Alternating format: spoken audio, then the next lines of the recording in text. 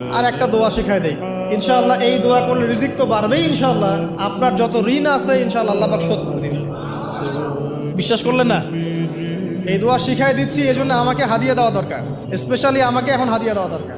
গুরুত্বপূর্ণ দোয়া শিখাই দিচ্ছি। আলী রাদিয়াল্লাহু আনহু বলেছেন, কোনো ব্যক্তির যদি পাহাড়ের সমানও ঋণ থাকে, এই দোয়া যদি আমল করে আল্লাহ পাক ওই ঋণও শোধ করে দিবেন ইনশাআল্লাহ। দোয়াটা হচ্ছে আল্লাহুম্মা ইকফিনি বিহালালিকা আন হারামিকা ওয়া আগনিনি বিফদলিকা আম্মান সিওয়াকা।